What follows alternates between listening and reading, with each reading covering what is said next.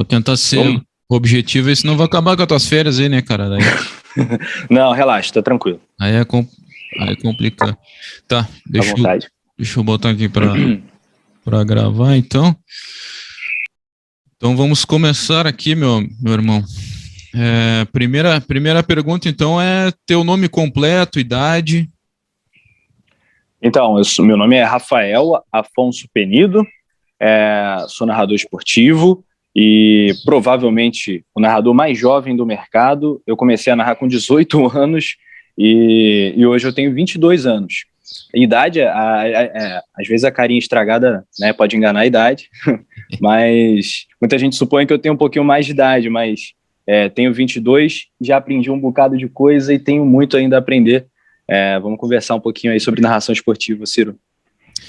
Perfeito. Quando é que tu começou, então, a narrar? Então, eu comecei a narrar em 2018. O projeto do Coluna do Fla para transmissão de jogos era o seguinte: fazer algo completamente informal, como se fossem reações apenas, sem uma narração tradicional. E quando eu fui integrado à equipe, o então narrador, o Bruno Betti, ele teve um problema, sentiu dor de garganta, e aí falaram: Rafa, a gente vai confiar, apostar na sua voz, no seu sobrenome, que é tradicional aqui da narração do Rio de Janeiro, meu tio é Luiz Penido, e vamos ver, você topa o desafio? Eu poderia ter falado que não, mas eu pensei e falei, se eu for mal, o que era o mais natural, eu vou passar 90 minutos de vergonha e depois disso a vida vai seguir do mesmo jeito, então por que não arriscar? Vambora. E aí deu muito certo. Eu peguei muitas referências, muitas dicas com o Luiz Penido, com outros narradores do meu convívio. Eu nasci dentro de uma cabine de rádio praticamente, das cabines do Maracanã, dos estádios aqui do Rio, acompanhando a carreira do Luiz Penido. Então, isso tem um valor que talvez a faculdade não dê, essa prática, né? Isso você só aprende vendo os bons, os melhores, e eu tive, né, essa escola, eu aprendi com alguns dos melhores.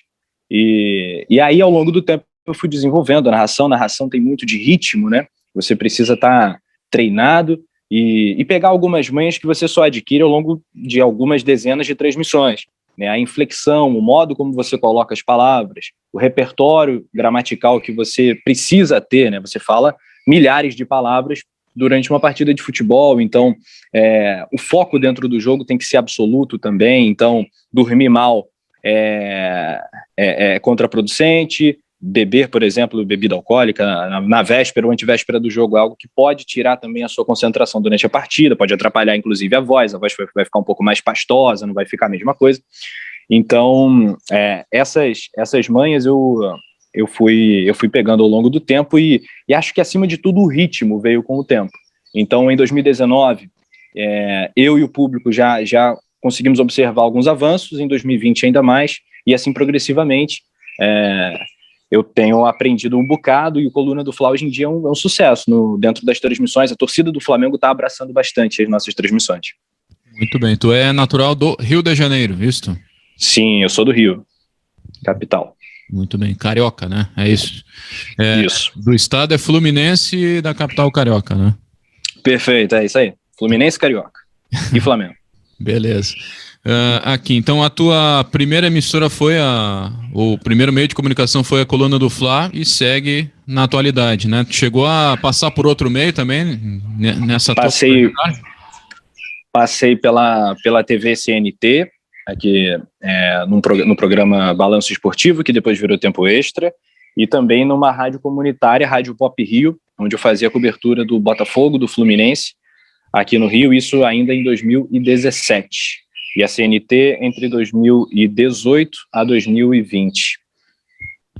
E a Coluna do Fla desde o final de 2017 até a atualidade. Perfeito. Qual é que é teu nível de formação? Então, sou formado em jornalismo. Qual é a universidade? Pela Universidade Pinheiro Guimarães, no Catete, aqui no Rio. Maravilha. Quais as tuas principais influências, né? Tu falou do Penido, mais alguma influência também nessa construção da tua narração de hoje? Muitas, não só no mercado do Rio, onde as maiores influências são Luiz Penido, José Carlos Araújo, mas também o Jorge Cury e o Valdir Amaral, talvez sejam as grandes referências, né? O Jorge Cury com a potência na voz, a forma mais vibrante de narrar, e o Valdir Amaral com a genialidade dos bordões, né? Com muitas marcas, menos ritmo, né? O Jorge Cury tinha mais ritmo, era mais narrador, talvez, mas o Valdir Amaral era muito genial na criação de bordões, e o público pegava, né? As vinhetas da Rádio Globo ecoavam no Maracanã todo mundo com um radinho de pilha. Então, esses dois são as grandes lendas da cena da narração no Rio. Mas esses 4 citados são as grandes inspirações, mas o Osmar Santos, né, para mim, se não o maior de todos, mas nessa mesma prateleira desses 4. Sou muito fã da forma como ele narra. Eu acho que alguns narradores se destacam pela elegância ao narrar, e o Osmar Santos ele reunia muitos atributos, né, muitas características. Ele era muito elegante, ele era muito vibrante, ele tinha muitos bordões, então ele era uma espécie de narrador perfeito. No Sul eu gosto da forma ousada do Pedro Ernesto. Eu acho ele bastante... eu acho que ele se arrisca muito, né? Tem algumas narrações icônicas, né? Libertadores do Internacional contra o São Paulo, que ele fala que o Inter rasga a camisa do São Paulo, pisa na camisa do São Paulo. Eu acho isso um abuso, né? Uma barbaridade, mas é muito interessante, né? E me inspira muito pessoalmente, porque hoje em dia eu faço uma narração clubista, né?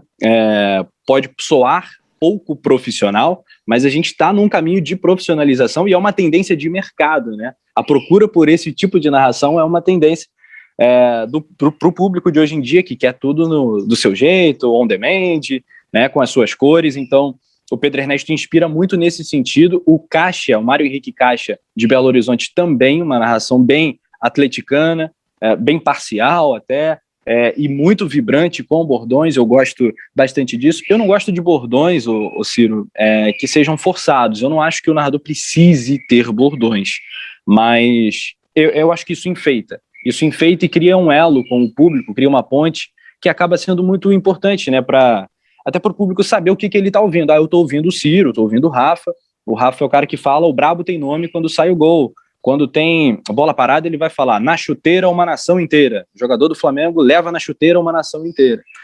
Isso é o Rafa, então ele faz essa associação. Então, por isso, as emissoras gostam que os narradores tenham bordões. O Luiz Roberto fala, sabe de quem? Enfim, você já percebeu que a minha parada é rádio, né, Ciro? Todos os citados são muito mais vinculados ao rádio do que à TV. Alguns tiveram até passagens pela TV. Indo para a televisão, hoje eu acho que o Luiz Roberto é o melhor narrador da televisão. Muito bem. E veio do rádio. Então, a próxima pergunta que eu te farei é essa, né? Se a tua narração tu considera ela mais descritiva, mais cheia de figuras de linguagens, bordões, ou um misto das duas? Eu acho que tem muito das duas. Eu acho que porque assim, a maioria das pessoas que assiste um jogo pelo YouTube não está com a imagem da partida. Então eu preciso localizar a bola, eu preciso falar se a bola está na meia direita, na intermediária, antes ou depois da divisória do campo, enfim. Então é uma narração muito descritiva, muito mais próxima do rádio do que da TV. Só que existe também um quê teatral, né, onde você precisa também, você tem a câmera ali diante, né, e precisa também representar o torcedor. Então, às vezes, a bola parou, você olha para a câmera, interage com o torcedor, e aí vira um pouco de TV, se bem que a TV não faz isso. Então, o narrador de TV durante a partida é uma coisa que está só no imaginário das pessoas, ninguém vê, né, o narrador na cabine, e o YouTube consegue reunir tudo isso. Por isso que é tão interessante, eu diria. O público tem interesse de ver a hora que o narrador para beber uma água, ele para respirar, e tudo isso é interessante, ele vibra na hora do gol, e aí eu acho que isso é o que empolga, isso é o que chama mais o público. A narração, na tua opinião, ela é dom ou é uma técnica? Eu acho que é uma técnica, existem várias técnicas, a questão da inflexão, mas assim, eu te diria que narrar é como cantar.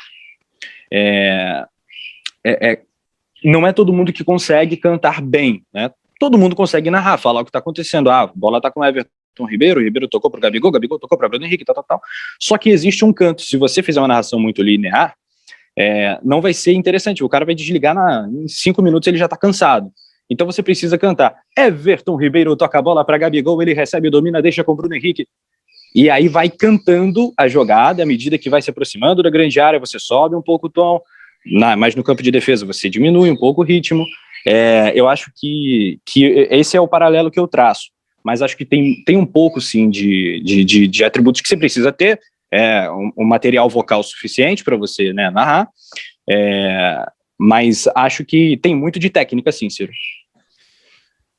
Além dessas questões que tu colocou, como é que tu... Quais são as tuas características, né? Como é que tu, assim, te colocaria e explicaria? Quais são os teus principais atributos, enfim, características mesmo como narrador, né? De que forma que tu explicaria o trabalho que tu executa? Eu acho que o nosso trabalho é ser interessante para o público, é chamar o público e fazer com que o ouvinte permaneça. Então, de certa forma, não sei se a palavra não é nem persuadir, nem encantar, mas trazer o público para o seu lado. Eu acho que o narrador tem essa capacidade de, entre outras coisas, valorizar o espetáculo. Além dos jogadores, do técnico, da equipe de arbitragem, a equipe de transmissão, ela pode fazer muito para o jogo. Ela pode depreciar, falar, esse jogo tá um saco, eu queria estar dormindo, vendo Netflix, fazendo outra coisa, e aí o cara vai se desmotivar. Ou também pode, sem exagerar, sem mentir, mas valorizar sempre o espetáculo, tratar o jogo como um espetáculo que né? E lidar com o universo do entretenimento. Então, a gente está falando de entretenimento. O esporte, o futebol é uma paixão, mas é também um entretenimento. E o narrador, o comentarista, quanto mais leve for a transmissão, eu diria, mais agradável é para o público. Então, a gente traz, né, eu digo, essa nova geração que está no YouTube fazendo um conteúdo mais parcial, a gente traz muito dessa percepção do entretenimento sem alguns gestos, sem algumas amarras que as emissoras mais tradicionais de antigamente colocavam e tal. A gente está quebrando isso aos poucos e que bom que a gente tem o público por trás, a gente tem esse respaldo, então é um sinal de que é um bom caminho. Né? A emoção é nos principais atributos para ti? Com certeza, ainda mais num país como o Brasil, onde o futebol é muito paixão, né? Assim, eu acompanho narrações estrangeiras também e acho que nós, latinos, somos os melhores.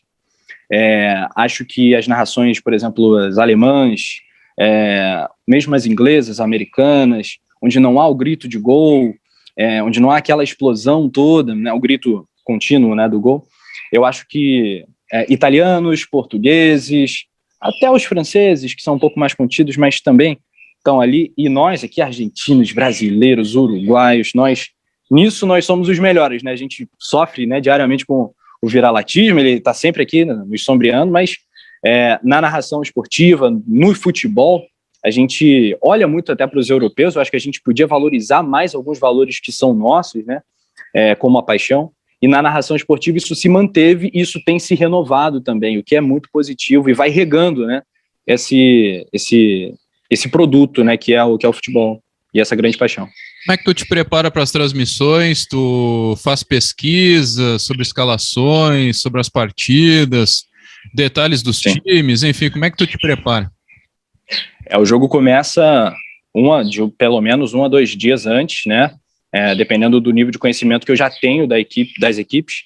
É sempre importante ver a fisionomia dos jogadores para você conseguir localizá-los em campo, saber que o Diego é o camisa 10, o Gabigol é o 9, então isso é importante de saber as características, fulaninho joga com chuteira de tal cor, mas muito além disso também, né, ele joga pela esquerda do campo, ele costuma fazer esse tipo de jogada, ele cai mais por dentro, então você precisa se preparar para esse tipo de situação. É claro que o jogo a gente não sabe o que vai acontecer, tudo vai muito no improviso também na hora, mas isso é fundamental. E a preparação vocal também é fundamental, o que eu te falei, é dormir, é beber bastante água, é não tomar gelado, não ingerir álcool, tudo isso é fundamental. Eu acho que a alimentação também é muito importante. Então, antes do jogo, eu costumo comer coisas leves no dia das partidas, maçã também, dá uma limpadinha, gengibre é muito bom, pastilhas, enfim, é por aí. Tu tem alguma técnica específica para memorização e também por curiosidade, né? Sobre as escalações. Tem muitos narradores que colocam as escalações dos times em lista, né? Um atrás do outro, um embaixo do outro. E tem outros narradores que preferem colocar no papel a disposição tática, né? Um 4-4-2, por exemplo, para memorizar as posições do gramado. Tu tem alguma técnica específica? Como é que tu geralmente executa esse tipo de coisa? Antes eu colocava as equipes tentando arriscar a disposição tática dos times, mas eu já quebrei tanto a cara, né, porque às vezes os técnicos mudam na hora do jogo, que eu me frustrei tanto que aí eu adotei o sistema mais retinho ali, um embaixo do tal, e aí durante a partida, durante aquilo que eu estudei e tal, aí eu vou localizando jogador por jogador.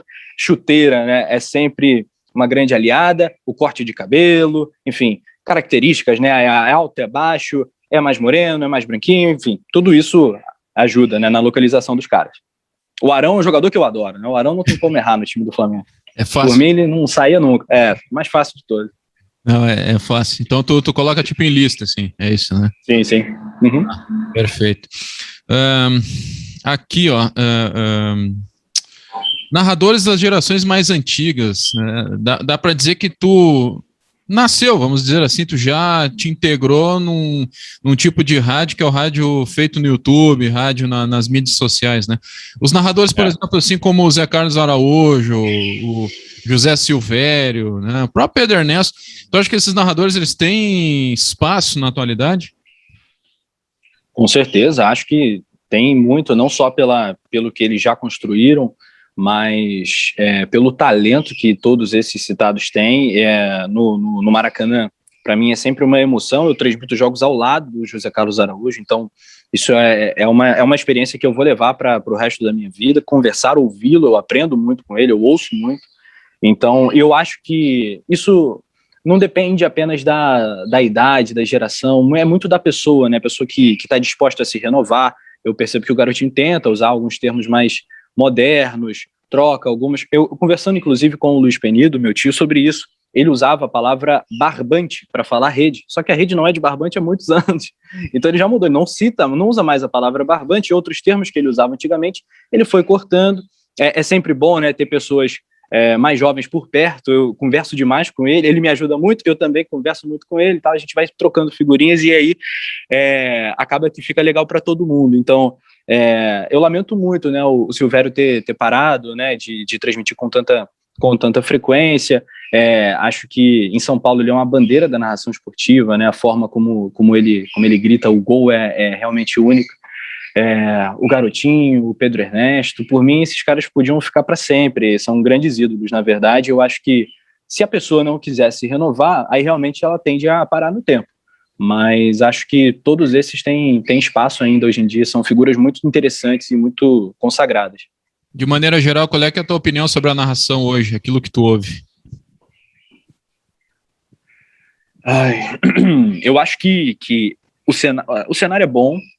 Eu acho que, principalmente no rádio, tem muita gente boa surgindo. Acho que na televisão, não sei se por escolhas das emissoras atuais ou questão de linha editorial, não sei.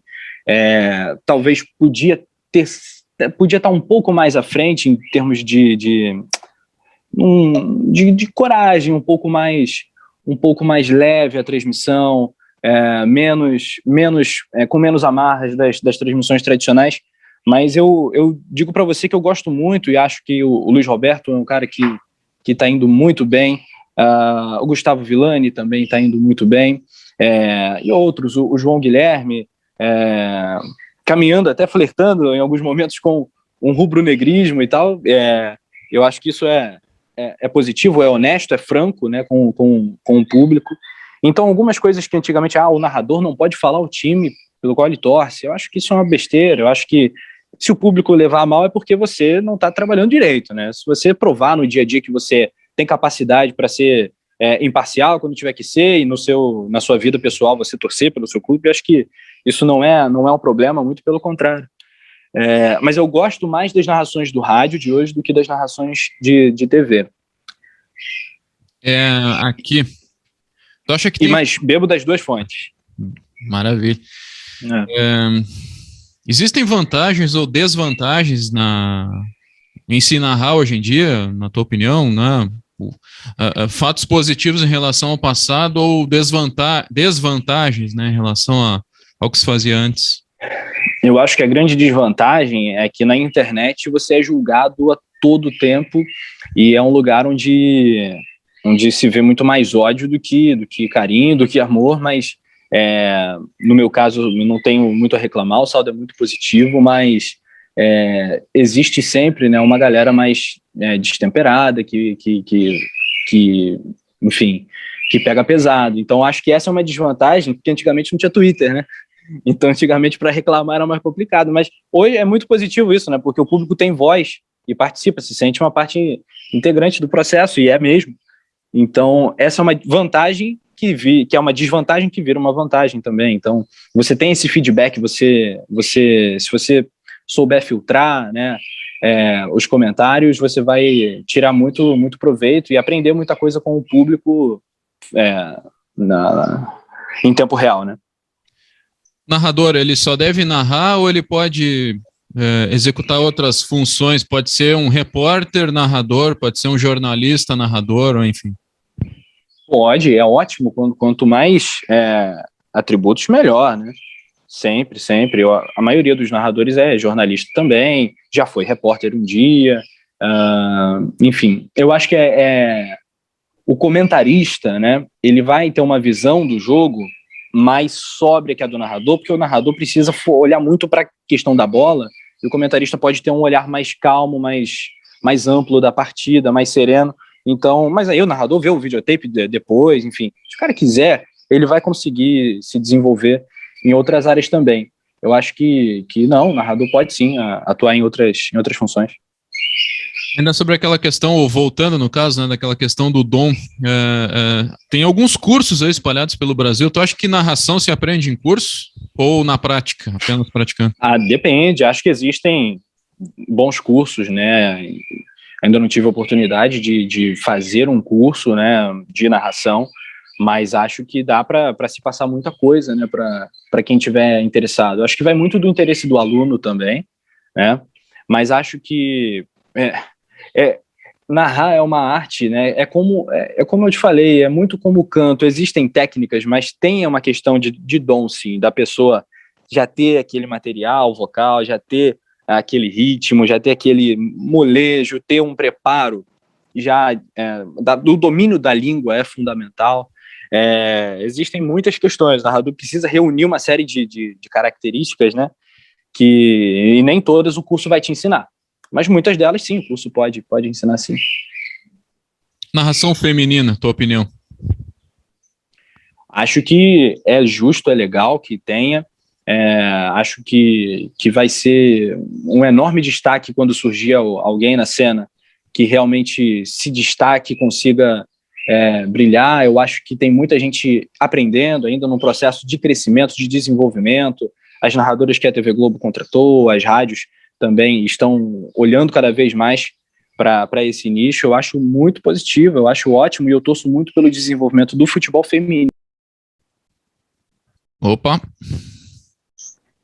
Fala, Rafa. Minha bateria, cara, olha que loucura. Meu Deus. Cada hora é uma coisa. Só Mas eu tava falando sobre narração feminina, né? Isso. Podemos retomar? Já tá gravando? Pode retomar aí, sem problema. Beleza. Então, acho que é ótimo, acho que o mercado se expande, acho que dá oportunidade para mais gente, e é muito legal, cara. Eu vejo com bons olhos. Eu acho que, para o meu gosto, ainda não tem uma grande narradora, mas tem grandes promessas. E aí a gente vai ver uma galera que tem garra, tá chegando com muita vontade, tá tendo essa oportunidade, que é muito importante também você ter a oportunidade. Não basta você ter o dom, não basta você estudar, você também vai precisar que a porta se abra para você em algum momento, né? Então, hoje o mercado subir para elas. E que bom que está sendo assim e que elas consigam se desenvolver e que surjam grandes narradores. Eu torço de verdade, genuinamente torço muito por isso, para que isso aconteça. Beleza. Só para te avisar que está quase acabando, tá? A entrevista aí. Daqui a pouco a gente já... Beleza. Eu não sei se tu consegue dar uma viradinha na câmera, que ela tá... Tá ruim? Não, agora sim, agora tá legal. Tá, show de bola. Tá, houve algum impacto da pandemia de Covid na tua narração, no teu trabalho, na tua atividade, né? Por exemplo, aqui na Pachola, eles abriram mão de ir no estádio mesmo com a reabertura para as transmissões, estão fazendo tudo do estúdio, né? De alguma forma influenciou no teu cotidiano e na tua narração, né? Muita gente que também não gosta de fazer tubo, tem toda essa questão, prefere torcida, enfim. Narrar com torcida é muito melhor. Muito melhor. Inclusive porque a torcida ela é um dos elementos, né, da narração. Então, em alguns momentos, lá no Coluna do Fla, eu simplesmente parava de narrar o jogo e falei, galera, vamos ouvir a nação rubro-negra. Botava o microfone para a torcida e aquela coisa enlouquecida, um Maracanã com 60, 70 mil pessoas. A gente não tem mais isso. Para além disso, uma questão de áudio mesmo, né? O BG, né, o som da torcida de fundo, faz muita diferença, principalmente na hora do gol. Você fala, chutou, é gol. A torcida, aquele barulho faz parte, né, da narração do gol. E a gente não tendo isso, pode recorrer enfim, a uma vinheta com esse áudio e tal, mas fica artificial, não é a mesma coisa. Então essa é uma diferença bastante clara. E sim, cara, ir ao Maracanã sem a torcida é um ambiente bastante frio, assim. Não é a mesma coisa. Então eu tô torcendo para que seja viável, né, com todos os protocolos, com segurança, esse retorno parcial, né, do público, não 100%, ainda não dá, mas o que for possível, eu acho que vai ser muito positivo também para as nossas narrações. A gente tem feito mais de estúdio também. Nesse caso, sem a torcida, muda muito pouco. Você está no estúdio ou você está no estádio.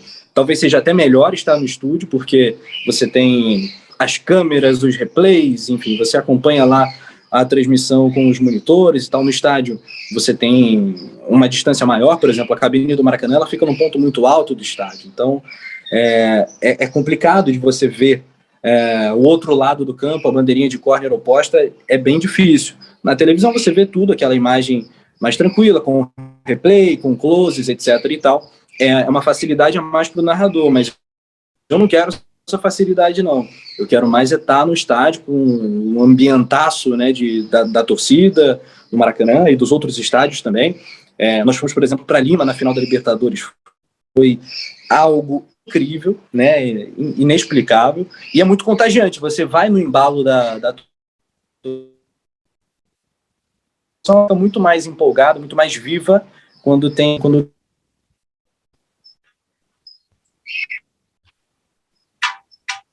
Oi, tá me ouvindo? Tá dando uns... Tô te ouvindo. Tá dando uns pequenos cortes aqui, eu acho que agora tá normalizado. Cara, pra ti é tranquilo, né? Tu narrar por plataforma, YouTube, Facebook, já que dá pra se dizer assim que começou dentro desse ambiente, né? Diferentemente, é uma pergunta mais assim para narradores mais tradicionais, se eles se sentiriam cômodos, né, narrando em plataformas. Mas para ti, qual é que é a sensação? Assim, é tranquilo, é uma coisa que tu já está acostumado? É muito tranquilo, né? Claro que nas primeiras transmissões existe um frio na barriga muito grande, né? Uma ansiedade, aquele nervosismo do o que será que o público vai achar, né? Será que vai ser legal? Vai ser... Claro que não pode zerar, porque senão, né, sem esse friozinho na barriga não rola. E a gente está lidando com emoção, então eu não posso ser frio a esse ponto, de não sentir nada, mas para mim não teria nenhuma diferença sair do YouTube para narrar numa rádio ou narrar numa televisão. Eu acho que claro, eu ia me adaptar a algumas características, claro, das emissoras em questão, e também da plataforma, mas o YouTube é bem completo nisso, ele reúne muita coisa do rádio, muita coisa da televisão e é bem tranquilo. Eu acho que é uma experiência muito bacana para os narradores mais antigos terem esse contato, porque eles vão ter novas experiências. talvez, narrando numa rádio tradicional ou numa TV tradicional, eu tenha menos coisas a fazer, menos experiências do que no YouTube. Então, é uma experiência de narração bastante completa, porque tem o vídeo ali, tem o feedback, tem o público, tempo real, tem tudo ali, e o jogo, né, claro. A pergunta é mais pela questão da exibição da imagem, né? Porque o rádio tradicional seria só o elemento sonoro, né? Aí tem a questão da imagem também. Talvez tem narrador que não se sentiria cômodo, né? Quanto a isso, mas para ti tranquilo. Então eu te pergunto o seguinte: tu considera que essas transmissões por YouTube, com imagem, né, casada com áudio, elas se constituem ainda em jornadas radiofônicas? Eu acho que sim, acho que as rádios estão percebendo esse movimento, como eu te disse, do mercado e estão ligando ali as câmerazinhas dos estúdios, colocando ali as câmeras nos estádios, e acho que isso é ótimo. E acho que os profissionais de comunicação, os comunicadores, narradores, comentaristas, eles têm que saber lidar com isso, porque vira um grande Big Brother, as pessoas estão te julgando a todo tempo, então, enfim, o narrador durante a partida ele pode ter uma tosse, ou pode, enfim, querer beber uma água, fazer uma pausa.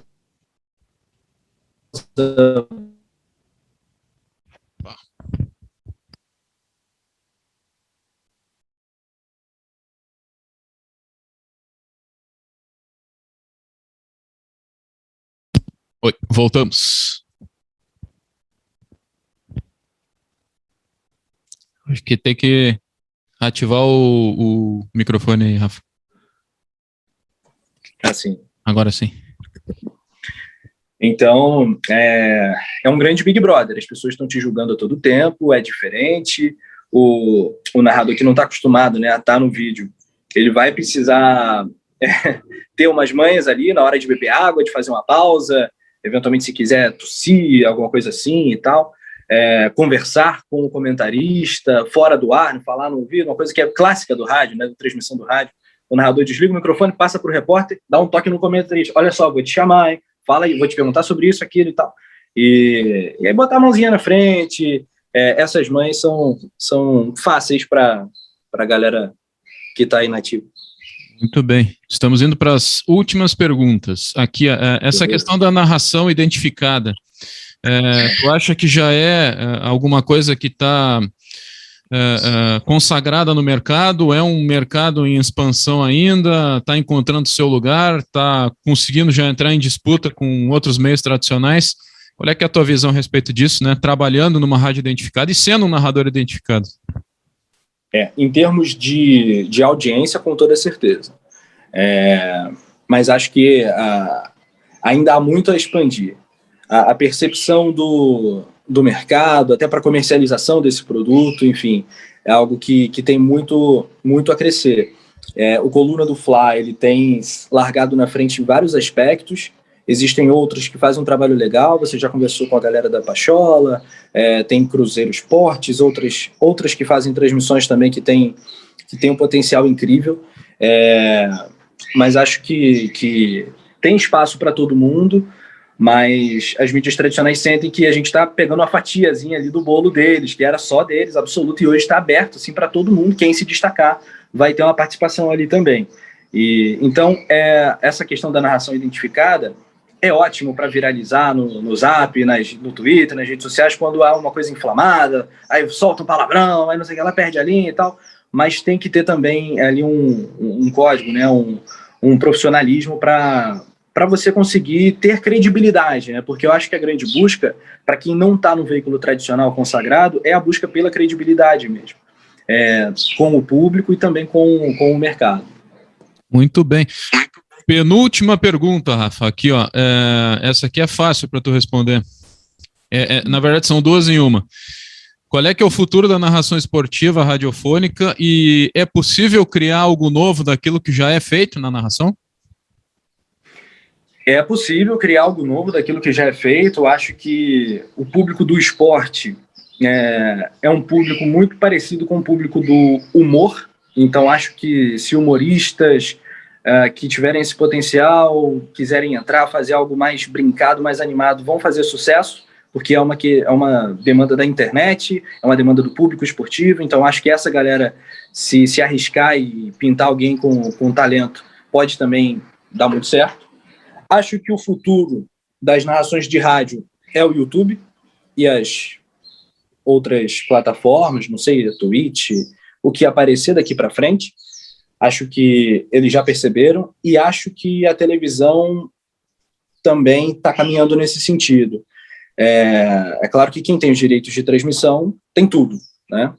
Ou quase tudo, mas você vê que hoje em dia o Globo Esporte já tem um canal no YouTube onde ele solta melhores momentos com a narração, enfim.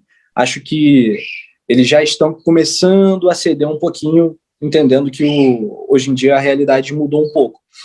Acho que é isso, cara. Acho que essas narrações clubistas vão crescer demais. Acho que os canais dos clubes, os departamentos de comunicação dos clubes vão precisar fazer um trabalho cada vez mais sério, mais profissional nessa área, porque não vai bastar ao Flamengo, ao Grêmio, ao Inter, ao Vasco serem clubes de futebol, eles vão precisar ser emissoras também e ter os melhores equipamentos, terem grandes estúdios, estruturas, bons profissionais, porque o Flamengo, gigante que tem o Arrascaeta, né? Não pode ter um comentarista que seja qualquer um, tem que ser a altura do Flamengo, a altura do Grêmio. Então, eu acho que, inclusive, isso vai ser ótimo para o mercado, para os profissionais da área, porque aumentem muito as possibilidades, né? Então, eu acho que... eu não sei se um dia o Flamengo vai contratar o Galvão Bueno, mas acho que ele, que já se assumiu rubro-negro, teria um perfil bastante interessante para o Flamengo sonhar um dia. Se tu me permite, só ser mais específico num ponto da questão da técnica, se tu acha que esse tipo de narração, né, que é consagrado ainda que se faz, né, do relato descritivo, com bordões, né, essa coisa de localizar no campo, que nem tu falou, né, mesmo no YouTube, tem gente que está ouvindo e quer saber onde é que está a bola, onde é que está o jogador. Esse tipo de narração, isso aí tem futuro ainda, ou pode ser criado alguma coisa diferente disso aí? É possível fazer algo diferente disso que a gente ouve hoje? É possível se você tiver a certeza de que todo o público está com acesso às imagens. E isso a gente nunca vai ter, sabe por quê? Porque eu recebo muitas mensagens de deficientes visuais, por exemplo. Sim. Né? Então, a gente precisa ser inclusivo, pensar em todo mundo, em todo tipo de público, e eu acho que localizar a bola é algo que sempre vai ser importante, sempre vai ter um papel relevante para esse público que não é pequeno, eles procuram, eles acessam, eles têm os celulares, eles têm acessibilidade, eles entram, procuram, e então falar para ele, seria injusto se a gente cortasse isso da transmissão. Então, pelo menos dizer que está no ataque, está na defesa, está na esquerda, está na direita, isso não vai acabar. Alguns termos se renovam, né? Eu sempre acho que o narrador precisa ter um bloco de notas, um caderno de sinônimos. Então, alguns termos vão se renovando. Então, antigamente, chamavam a grande área de limite penal, área perigosa e tal. Acho que você pode mudar um pouco, renovar, dar um F5 em alguns termos, mas localizar vai ser sempre importante, eu acho. Pois eu fico curioso como é que a gente consegue narrar para uma pessoa que nunca enxergou, né? É uma coisa que é complicada, né? Só uma coisa que me faltou aqui. A gente também sabe que a narração muitas vezes ela acontece não só na transmissão, mas além da transmissão, né? Por exemplo, assim, quando tu tá transmitindo um jogo, tu tem alguma prática de daqui a pouco tu tá ali narrando um lance, ou quando dá uma pausa, tu pega e vai no Twitter, faz alguma publicação sobre o jogo, instantaneamente, no mesmo momento que tu tá transmitindo, tu tem essa prática, assim, de, sei lá, no Instagram, no Facebook, publicar alguma frase, alguma coisa, algum comentário, ao mesmo tempo que tu tá narrando? Cara, eu não sou um grande twitteiro, não, mas acho que dá para fazer, é legal fazer, sim. Acho que é bem, bem interessante. A gente, como está lendo muitas mensagens nos momentos de pausa, né, separando mensagem, um abraço para a galera de Ribeira, um abraço para a galera do Rio, né, isso ocupa bastante tempo, mas acho que dá sim. Quando o jogo fica parado, um jogador está sendo atendido, está fazendo alguma substituição no intervalo da partida. No intervalo da partida é o momento ideal para isso, né? Porque você tem que estar mais concentrado no jogo mesmo, mas dá para abrir essa janelinha assim e entrar no Twitter, no Instagram, onde for. Beleza. Bueno, tia, a última é a seguinte: o que tu pode contar a respeito da coluna do Fla, fazer um objetivo histórico para nós, né? Como é que foi criada, se tu é um dos fundadores também, né? Ou enfim, trabalhou nesse projeto de início, né? O que a gente pode contar a respeito da história aí da coluna do Fla, como é que surgiu, de onde é que veio o nome também, né? Da coluna do Fla, qual é que foi a ideia, qual é que foi a sacada, se no início vocês queriam só fazer por site ou por YouTube, como é que foi essa ideia para chegar nesses números impressionantes de hoje, né? E também se tu puder contar para a gente como é que é formada a equipe, quantos profissionais, quantos repórteres, narradores, né? Se o pessoal trabalha com carteira assinada ou é por parceria, comissão, enfim, que detalhes assim poderia trazer para a gente da coluna do Fla?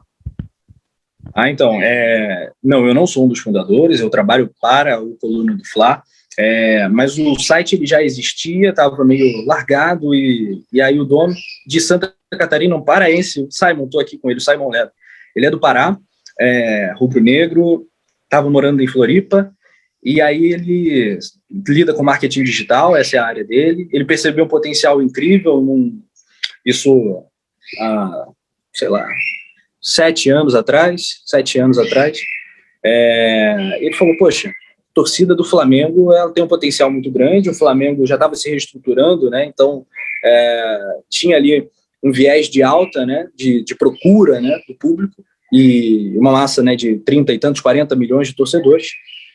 Aí ele falou, poxa, eu vou começar a trabalhar nisso. Então a equipe começou bastante pequena, né, ele mais 2 pessoas, 2 redatores, começaram a entrar nas redes sociais também, com notícias do Flamengo, memes, coisas que a galera curtia. O site virou realmente uma potência, hoje é o site de clube mais visitado no Brasil. A equipe teve que ir crescendo.